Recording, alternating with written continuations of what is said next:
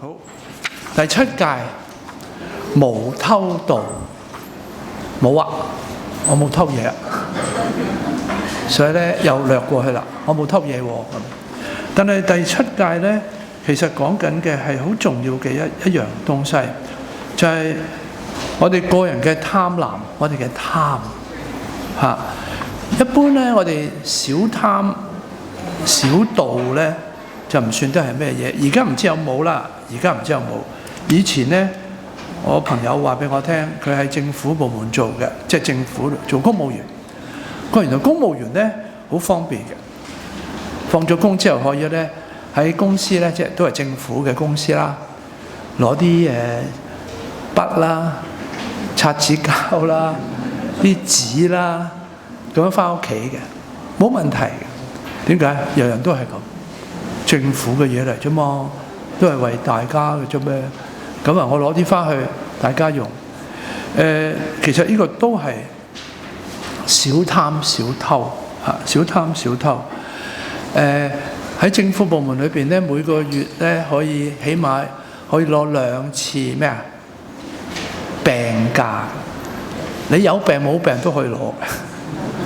咁呢個其實係貪嘅喎，其實係貪嚟嘅喎。我妹妹嗰時一出嚟做嘢咧，喺衞生，唔係衞生咩啊？即係唔係衞生嗰啲嗰啲叫做咩啊？即係開喺市區裏邊嗰啲嚇咁咧，佢有2個同事嘅。佢另外一個同事咧，個個月佢得2個同事啫嘛，個個月都病2次㗎。咁啊，所有啲嘢咪要俾晒佢做咯。然後後來先發現，原來咧佢係攞個病假，原來係即係政府話可以攞嘅，咁就攞。咁啊，再發現咧，原來佢嘅爹哋媽咪咧都係公務員嚟。呢啲係貪，小貪小盜。我記得我喺小修院嘅時候，我係中學時候入咗去受訓。院長好幾次提我哋，佢話你哋要小心。你哋知唔知道？我哋成個修院嘅經費養我哋、教育我哋，所有經費都係嚟自教友嘅捐獻。而好多教友捐獻呢，佢哋唔係啲好有錢嘅教友，都係好普通，甚至窮嘅教友，佢哋都捐嘅。所以佢話：如果你哋唔勤力讀書呢，你就好似每一次就喺教友嗰個捐助嗰度呢，偷少少出嚟。其實你係偷嚇，佢哋捐獻係想幫我哋能夠栽培我哋，能夠成為好嘅修士、好嘅神父將來。但係如果我哋唔用心去裝備自己呢，我哋就係每一日偷佢哋少少嘢，每日偷一啲，每日偷少少，但係偷下呢，就變成大罪噶咯，大偷噶咯。我好記得院長嗰句説話，所以勤力讀書咯，勤力準備自己咯嚇。但係除咗呢個小貪小偷呢，我哋可能個個人都好難避免嘅嚇，中意嗰啲嘢咁啊買咗佢啦，其實冇用噶，不過中意啫嘛，其實都係貪嚟嘅，明白？集體嘅貪婪，如果你嘅貪心，我嘅貪心，佢嘅貪心，再佢嘅貪心加埋一齊呢，就變成係集體嘅貪婪。然後呢個集體嘅貪心呢，唔小心呢，會變成係結構性嘅貪心。結構性係咩啊？你用一個制度去規範呢種貪心係合法嘅，係合理。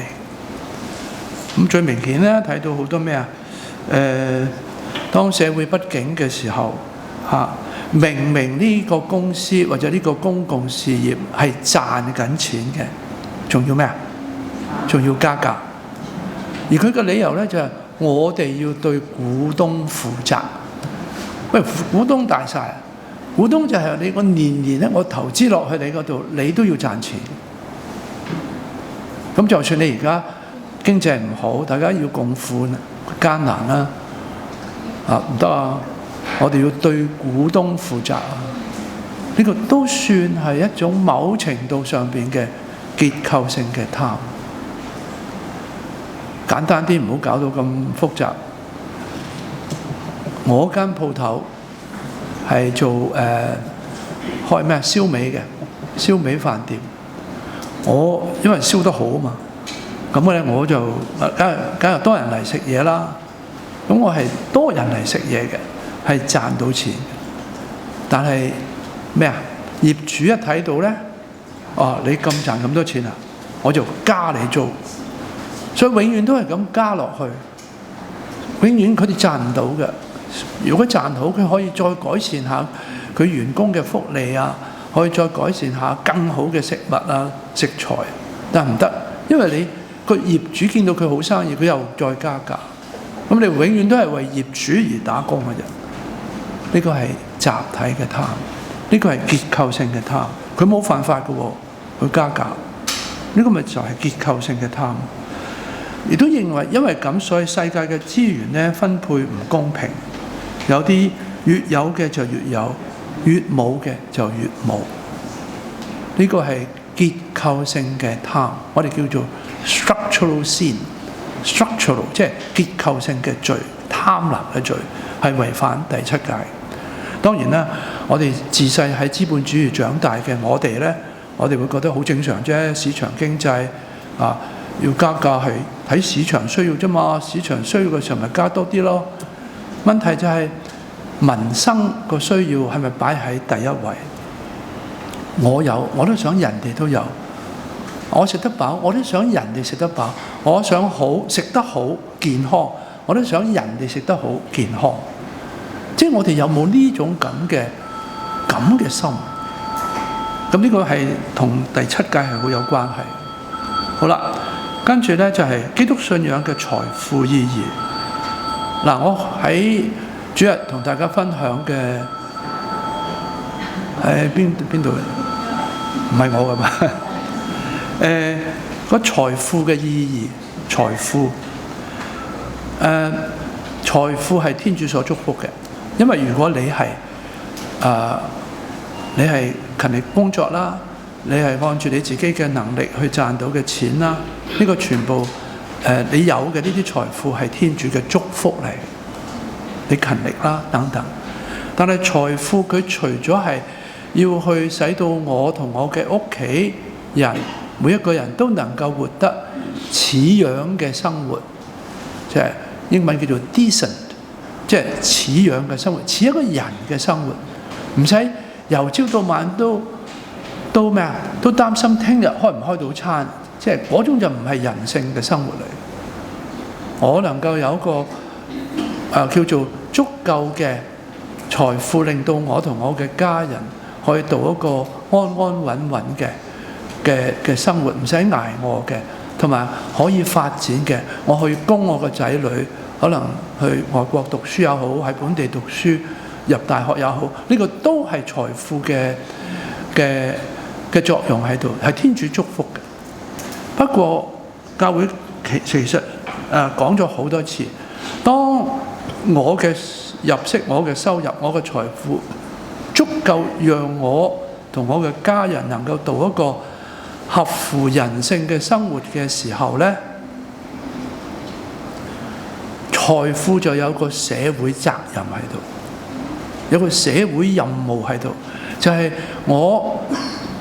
或者唔係叫做多餘啊！我俾我需要多出嚟嘅一部分呢，我係需要貢獻俾社會，去為嗰啲連基本需要都缺乏嘅人去支持佢哋。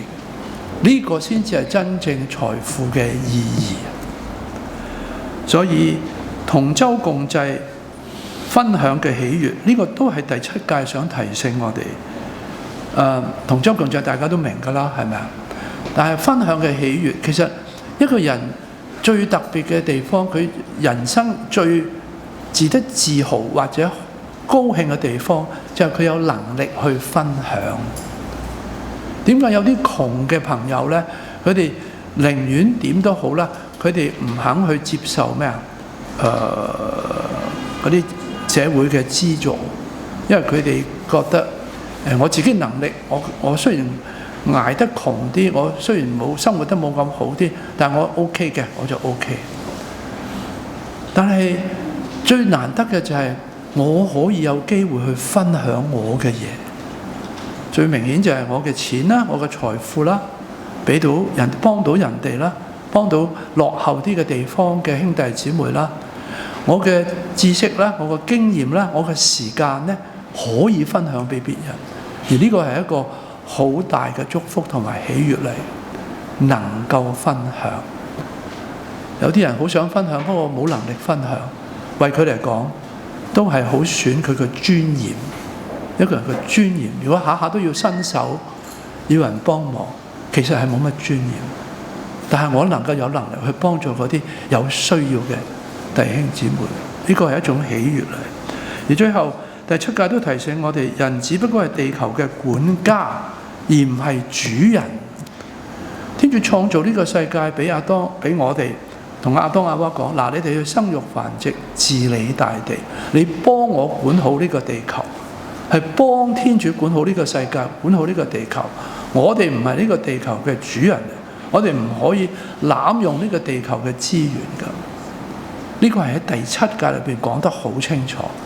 不過我哋平時就咁樣讀無偷盜，諗都冇諗過呢啲咁嘅嘢。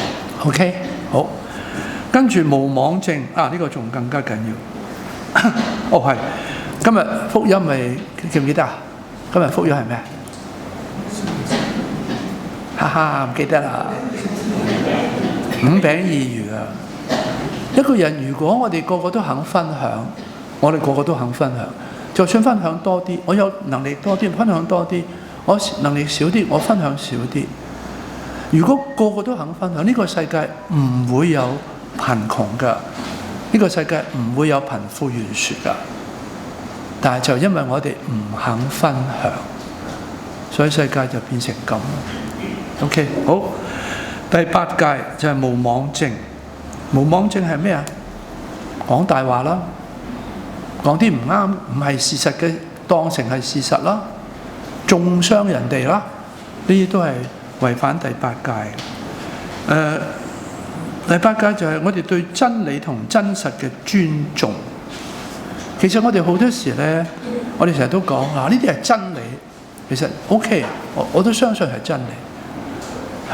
但係真理有客觀同埋有主觀。我深信呢個世界有客觀嘅真理，客觀嘅真理可能大家都會明白嘅，就係譬如話人咧，人人都係咩啊？生而平等嘅。當然有啲人唔同意嘅，喺法國大革命同埋美國獨立宣言嗰度咧，其實講我哋人人生而平等，個個都係即係要受尊重嘅。而佢哋咧唔敢講呢句説話背後嘅原因，點解咧？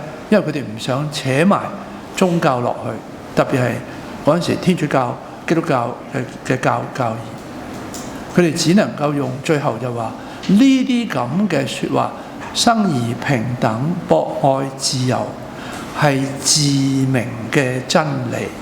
大家不妨上網抄翻法國獨立宣言同埋美國嘅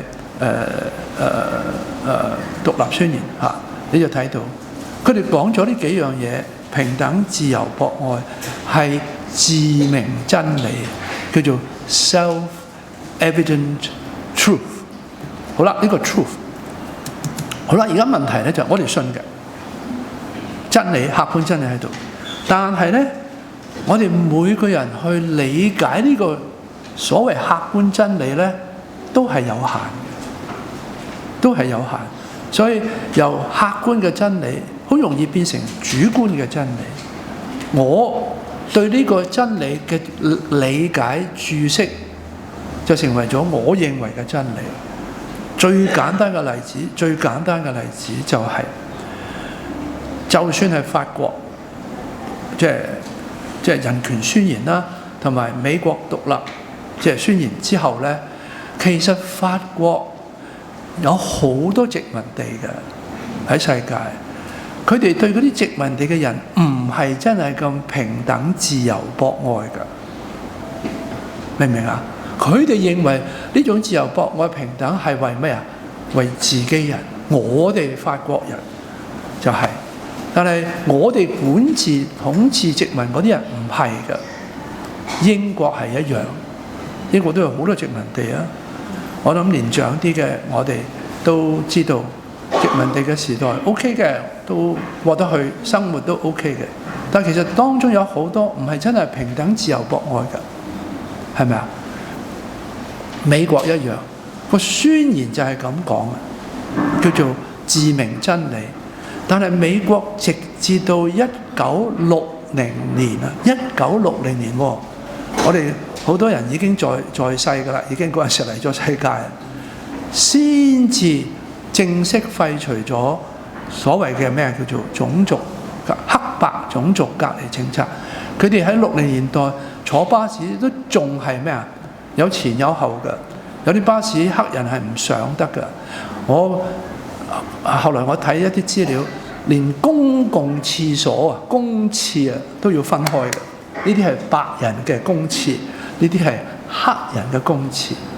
喺南非係由荷蘭人比較移民同埋殖民咗好耐嘅一個地方，佢哋都係信教嘅，佢哋都係認為呢個係真理、平等、自由、博愛。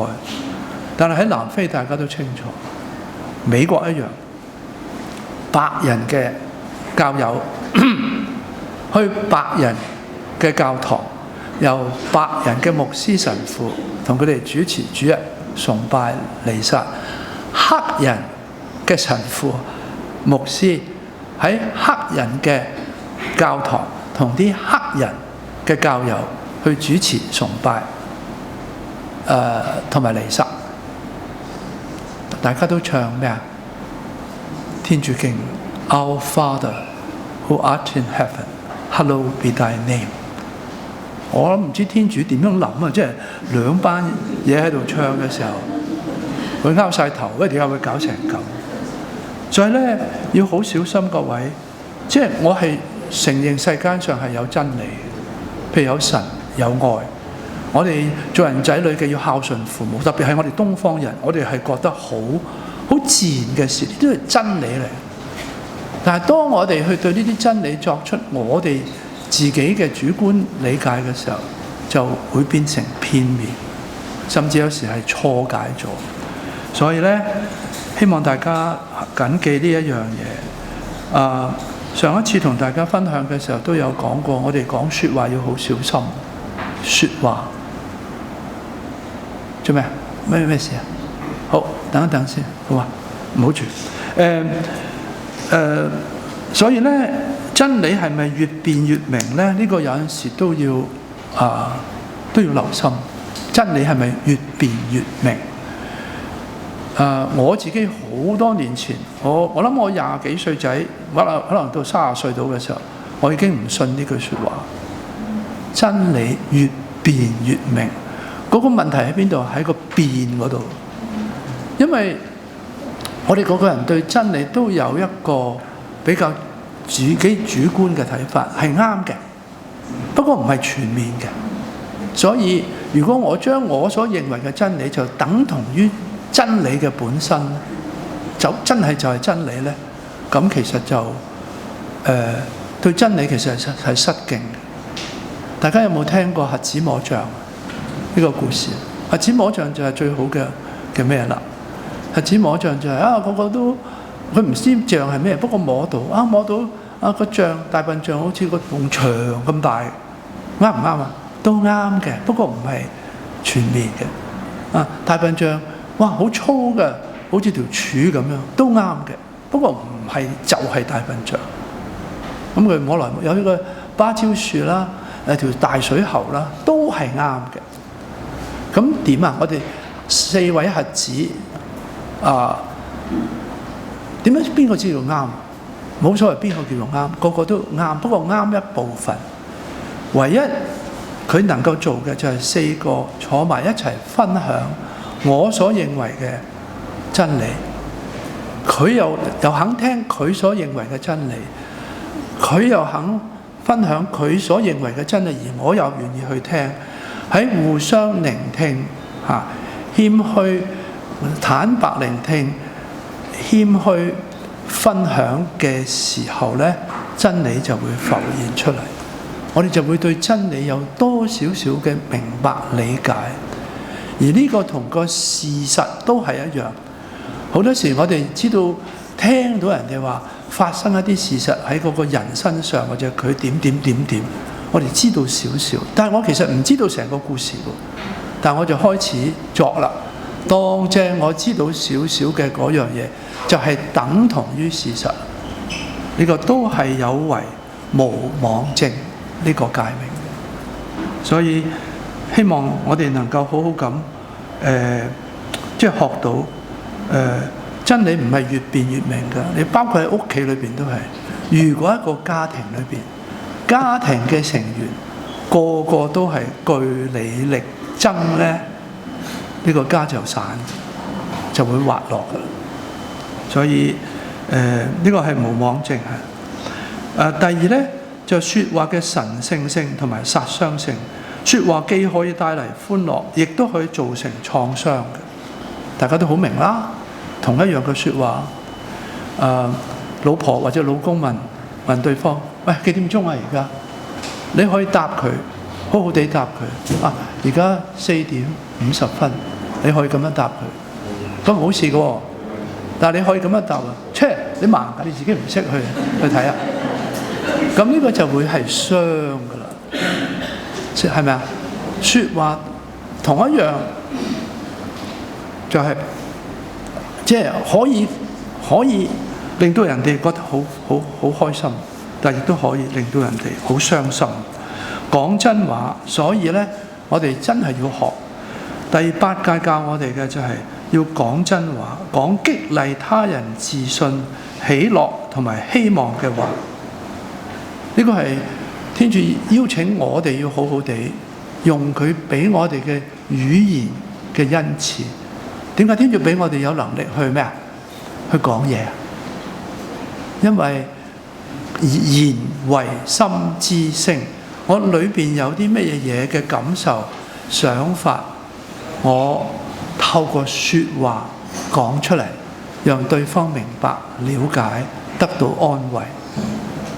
我唔開心嘅時候，我能夠喺佢嘅話語裏邊得到鼓勵、支持同埋安慰。呢個就係天主俾我哋説話嘅呢個恩賜咯。所以我決定唔好去散播沒有確實知道嘅消息，唔批評或者譴責我未清楚了解嘅事情，唔發表會造成分裂同爭拗嘅言論，或者可能引起家庭同社會分化嘅話。我將盡己所能化解成見同埋謊言。呢個就係第8誡要我哋做。我哋幾年前香港動盪，咪就係因為我哋中咗招咯。我哋未清楚嘅嘢就喺度講到好似真係咁，我哋自己都唔明白嘅又講到絕對真理。呢個咪就係造成社會嘅混亂、社會嘅動盪、人與人之間嘅疏離咯。明白嗎？ OK， 好，呢個係第8誡。第9誡嗱，第9誡咧，其實一路唔知點解幾廿年嚟，唔知點解明知道都唔應該淨係加，即係淨係嗰個字，應該係加埋另一個字，無怨他人妻，無怨他人夫，係咁噶嘛。咁點解咧？其實呢句説話咧，係源自舊約嘅舊約，因為舊約嘅所謂10誡咧，喺嗰個年代咧，女人咧係冇獨立嘅地位，女人咧只不過係丈夫嘅財富之一，不過係好寶貴嘅財富嚟嘅。咁但係只不過都係財富，所以你貪咧，你中意人哋嘅老婆咧，你唔好貪戀人哋嘅老婆。咁呢個係舊約嘅聖經嗰度記載，係白紙黑字記載住。但係我哋後來演繹咗落嚟咧，就淨係呢一樣嘢嚇，淨係妻。調翻轉都可以嘅喎，其實。不過嗰個年代就唔得嘅，嗰個年代會俾石頭掟死啊，會呢樣嗰樣啊咁，即係舊約時代。但係今日我哋睇翻，其實一樣。咁呢一個誡命想講嘅係乜嘢咧？其實就係想講緊珍惜我哋婚姻嘅神聖性。緣分一定係天賜，你無啦啦喺咁多芸芸眾生裏邊，你係遇上咗嗰個，你隔離左右仲有好多好男仔好女仔噶嘛，係咪啊？可能比佢仲好嘅喎，點解你揀咗佢？嚇，點解揀咗佢？所以呢個一定係緣分，但係緣分之後開始咗嘅關係呢，就一定要兩個人好好咁去珍惜同埋去耕耘。如果就算個天撮合咗你，如果你兩個人唔好好去耕耘，去栽培兩個之間嘅呢段緣，呢個關係，其實我哋都係會造成好多嘅痛苦，同埋天主唔想睇到嘅現象。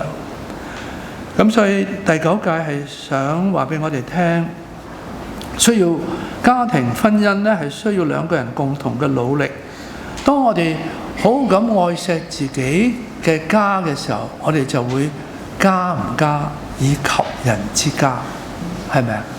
當我哋好咁愛錫自己嘅仔仔女女嘅時候咧，我哋就會都咩啊？愛惜珍惜人哋嘅仔仔女女。當我好好咁愛錫我嘅丈夫、我嘅太太嘅時候咧，我都會珍惜、尊重人哋嘅丈夫、人哋嘅太太，明唔明啊？即係中國人好早已經好明呢個道理，不過佢咧，中國人好含蓄，佢只係講咗三句啫，就係老唔老及人之老，幼唔幼及人之幼，兩句啫。咁後來我就會加唔加以及人之家，妻唔妻以及人之妻，夫唔夫以及人之夫。即係你尊重你自己，你愛惜你自己嘅丈夫太太嘅時候，你都同樣珍惜人哋點樣愛佢嘅丈夫太太。呢個係第9誡。所以如果今日嘅婚姻有好多危機呢，其實係事出有因。今日嘅婚姻裏邊，好多人都有啲人考慮啦，特別係年輕嘅一輩唔結婚。點解？因為見到自己爹哋媽咪嘅婚姻都唔係咁幸福，見到啲叔叔伯伯、阿姨姨、阿嬸嬸嗰啲都唔係咁幸福，或者喺家庭裏邊自己都承受住好多時嘅不和不安啊等等，咁啊卻步唔敢去結婚。但係呢個係一個我諗合理嘅，不過過度誇大咗。因為天主俾每個人都有佢嘅能力同埋佢嘅自由選擇。就算我嘅爹哋媽咪唔理想，我應該有咁嘅能力。我覺得由我開始，我建立嘅家庭，我要令到佢更好。因為我受過呢啲苦，所以我唔想將呢啲苦咧擺落去，延續落去下一代。所以照計，如果我哋真係信靠上主，我哋會有呢種勇氣，唔怕嘅。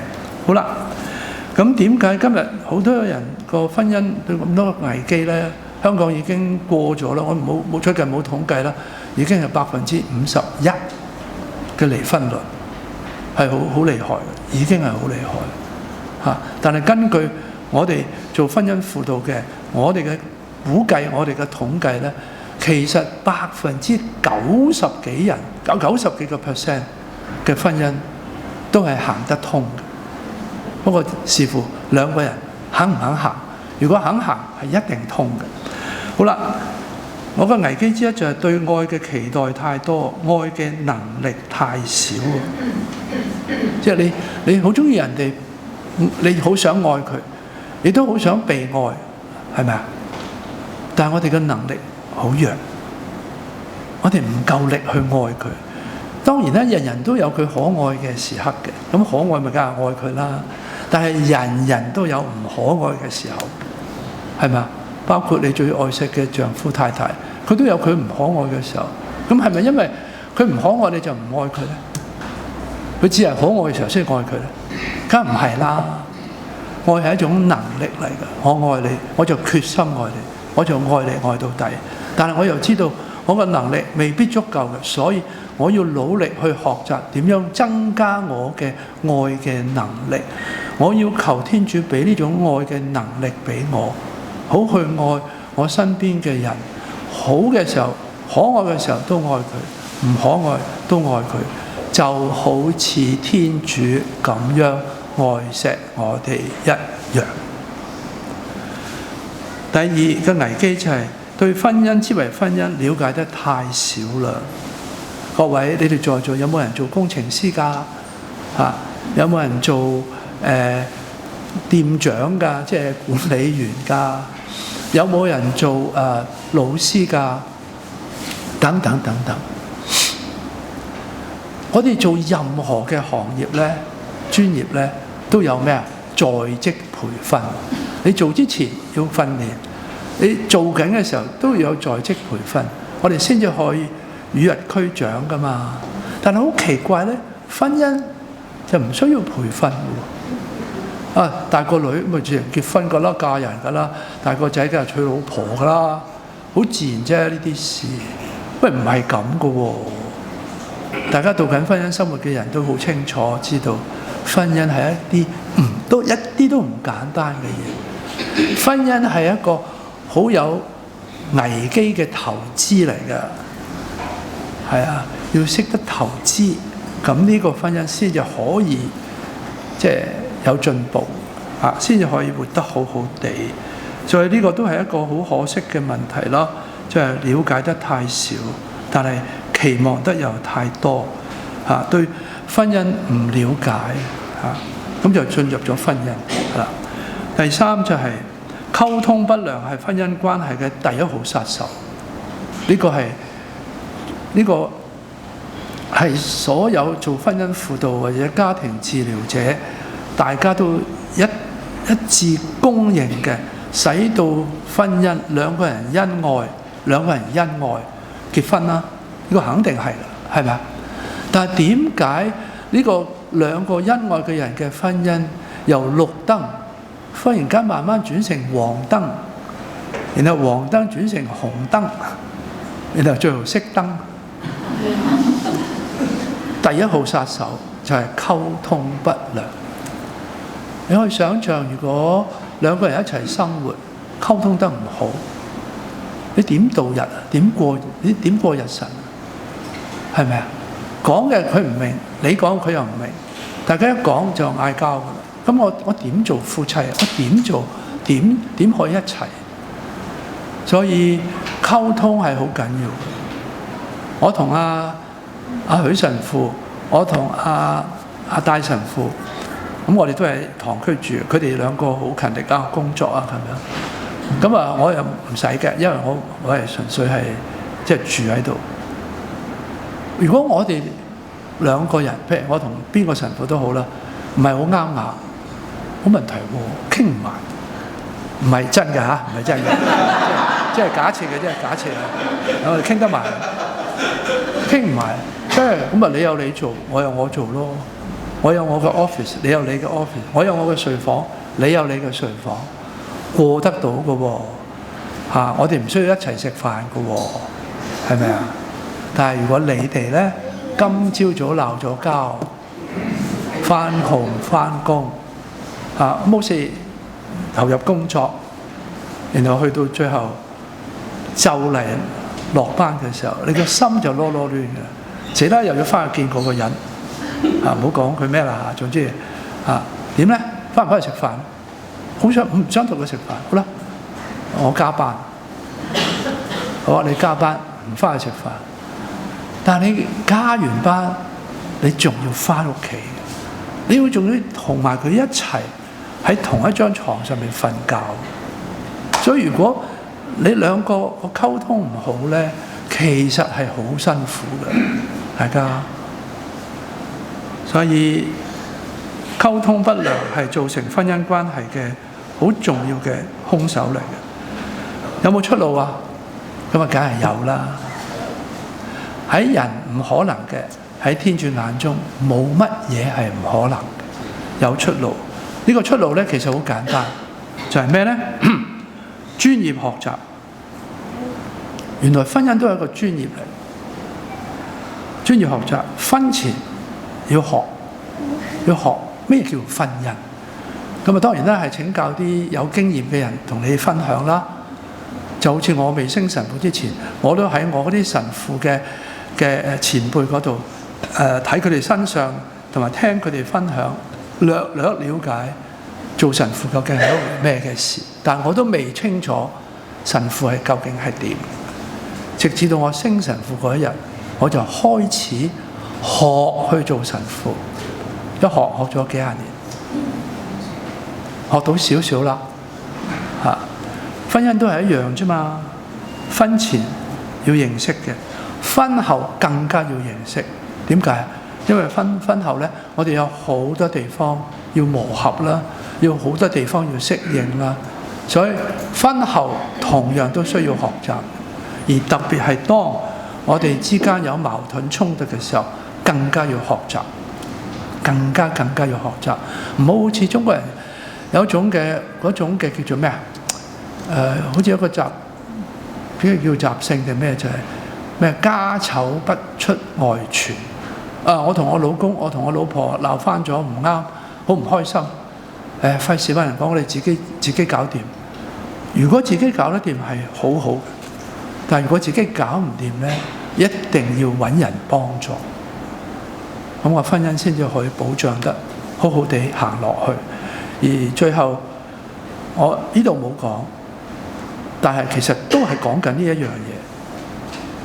就算你揾人幫助都好啦，其實嗰啲人咪就由天主打發嚟幫你嘅嗰啲人，都係天主喺背後去 back up 住大家，去支持住大家，係咪啊？所以信仰喺我哋嘅婚姻生活裏邊係非常之重要，因為信仰俾到我哋點樣去有能力去愛，去學去愛一個人，去寬恕一個人，去寬恕一個你曾經好錫佢、好愛佢，而家此刻你都係咁愛佢嘅，不過佢犯咗錯，你有能力繼續去愛佢，去接納佢，去寬恕佢。咁呢個呢，就係信仰之為信仰。好，最後無貪他人財物。喺呢度呢，成日講緊一個都比較少提嘅一個話題呢，就係私產權。大家知唔知道私產權呢？喺天主教嘅訓導裏邊呢，係神聖不可侵犯，知唔知啊？有冇聽過？私產權嘅意思就係因為我嘅努力，我透過我嘅專業，我勤力賺到錢，而除咗我能夠賺到錢之外，我都慢慢可以積聚住一定嘅財富，以備不時之需。為我自己、為我嘅家人、為我嘅仔仔女女，佢未來嘅發展，我儲備住一筆財富為佢哋幫佢哋發展。我儲備住一筆財富，以應不時之需。譬如忽然間我哋都唔知道，我哋可能會染咗一啲病，呢啲病痛可能需要好昂貴嘅醫療等等，或者好急促嘅醫療也好。咁我手頭上面有一嚿咁嘅錢呢，呢個係正確嘅，係正常嘅，亦都係喺私產權範圍裏邊嘅，明唔明？清楚？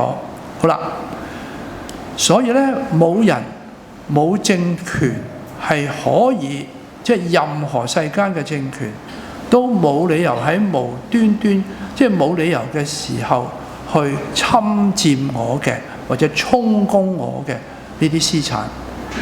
咁呢個係教會好清楚嘅訓導。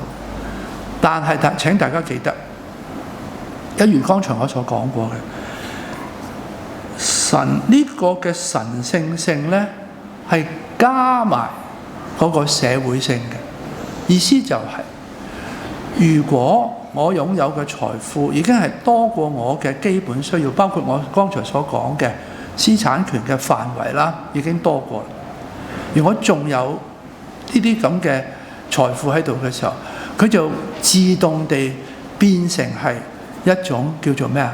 社會責任，要為嗰啲有基本需要都冇嘅人，要為佢哋而花嘅，而奉獻出嚟，好使到我哋人人都能夠食得飽、穿得暖，能夠活得似一個人。咁呢個係一個好重要嘅角色，即係財富資產權嘅一個好重要嘅價值同埋意義喺度。所以當代經濟體系嘅互補同埋要再檢討，究竟我哋咩主義係最好呢？其實每個主義都有佢嘅好嘅一面，亦都有佢不足嘅一面。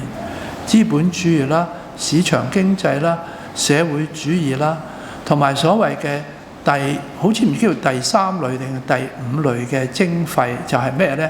就係你賺得多，你財富越多呢，我徵收嘅咩啊嘅稅就會多。點解？要補足落去政府嘅發展開支，同埋去援助嗰啲社會比較弱勢同埋低下階層，基本需要都有困難嘅人。咁呢個其實就係一個政府存在，佢之所以存在，其中一個好重要嘅存在嘅原因。冇政府咧就唔得嘅，呢個世界一定要有政府嘅。但係政府咧，佢要識得去互補。市場經濟有市場經濟嘅好處，不過亦都有佢個弊處，要識得點樣去調教、去調整。以前我哋好強調話，一聽到就好驚嘅共產主義，話共產即係我明明有嘅嘢我都攞晒出嚟喎。咁而家修改咗，變成係社會主義，咁變咗呢個係合情合理好多。咁所以咧，呢個誡命係要求我哋、邀請我哋要喺呢個經濟體系裏邊，要點樣去好好地互補同埋再檢視。貧者越貧，貧者越貧，有違天主創造之初嘅原意。大家知唔知道？天主創造呢個世界嘅最早期呢，係人人都有權利同埋有需要去分享呢個大地嘅資源㗎，人人都有份，人人都有呢個權利㗎。唯一嘅條件就係你要工作，即係你能夠工作嘅人要工作。譬如我殘咗肺，我病咗，咁冇辦法啦。咁呢個就係社會嘅責任啦。但係如果我有能力去做嘢、去工作，我賺到嘅錢呢，就係分享緊呢個地球嘅資源嘅大地嘅資源。呢個係天主創造世界之初佢設定咗嘅計劃同埋規矩嚟。咁所以呢，如果今日見到哇有咁多人連最基本嘅需要都冇，喺巴西嗰個媽媽窮到喺貧民區個媽媽，每日暗咗啲細路仔瞓覺之後，仲要跪低祈禱，話主啊，求你今晚打發多幾個客人俾我。如果唔係，我唔知點樣養大呢幾個細路仔。呢啲係天主冇理由想見到嘅事嚟，不過係我哋人類造成嘅事實嚟。所以希望我哋即係明白，即係原初我哋個個都係富庶嘅，個個都有資格、有權利去享用大地嘅資源，只要我哋肯工作。而最後呢，想同大家提一提嘅就係簡樸生活係抗衡無節制嘅飲食同埋不良嘅消費，足夠嘅就足夠啦。Enough is enough， 夠啦就夠啦。好多人話錢夠唔夠㗎？冇叫夠，多錢都唔夠。咁啊，視乎你點睇啫，係咪啊？即係我哋心裏大家都有數，即係我哋而家有嘅都足夠我哋有個好嘅晚年啦，一個比較安穩嘅咩啦，醫療上嘅保障都叫做 OK 啦，等等等等。咁啊 ，enough is enough。有時都想提醒我哋唔好啊，即係飲食係好嘅嘢嚟嘅嚇，甚至你品嚐美食都係好嘅嘢，但係過度地追求美食咧，就係有違呢個無貪他人財物。雖然聽落好似無啦更，但係都係一種貪婪，係咪啊？無節制同埋不良嘅消費都係。神父唔係喎，如果我唔再買嘢，會唔會市場咪凋零嘅？咁我咪大家都好唔好咯？咁大家諗諗啦嚇，即係十戒裏邊嚇，睇下邊一戒係可以回答到你啦，好唔好啊？足夠就足夠啦，不沉溺於任何容易使人上癮嘅物品同埋有毒素嘅環境。我哋其實周圍都有毒。我哋有病毒啦，係咪啊？大氣裏邊有好多嗰啲嘅咩啊？嗰啲嘅即係嗰啲射線啊，嚇，其實係傷緊我哋。不過好彩我哋有個免疫功能喺我哋身上。如果我健健康康，就比較冇咁容易受傷。好啦，而家問題咧就係我哋唔好容易沉溺喺使我哋容易上癮嘅物品同埋有毒嘅環境裏邊，包括咩啊？網上資訊。而家你睇翻網上資訊係真係假咧，其實好難分別嘅，係咪啊 ？AI 仲令到我哋睇到落去，直情係真嘅一樣。你係唔到你唔信，但係原來佢係假嘅，佢係製出嚟，所以呢個係好危險嘅嘢，所以我哋要識得去睇，唔好睇完之後就即刻傳晒俾人哋，然後話係啊好嘢啊，呢樣嘢嗰樣嘢，要好小心。電視啦，電視節目啦，雖然而家啲電視節目都係咩啊？搞笑多啲啊，唔係咁咩嘢啊。不過有時傳遞緊嘅一啲價值觀啊，其實都唔一定係健康嘅喎，係咪啊？報章啦、雜誌啦、書籍啦、電影啦，同埋談話都可以係有毒。所以幾個人坐埋之後，你又講佢是咧，你又講呢個是非，佢又講嗰個是非，呢個都係有毒嘅環境。第10誡邀請我哋避開呢啲有毒嘅環境。OK， OK 啦。咁10誡就係其實就係佢好豐富嘅。其實佢唔單止一個即係10句説話咁，叫我哋唔好呢樣唔好嗰樣。佢其實如果我哋真係認真咁去理解10誡咧，佢係好豐富嘅一個人生，特別係基督徒嘅人生嘅指南嚇。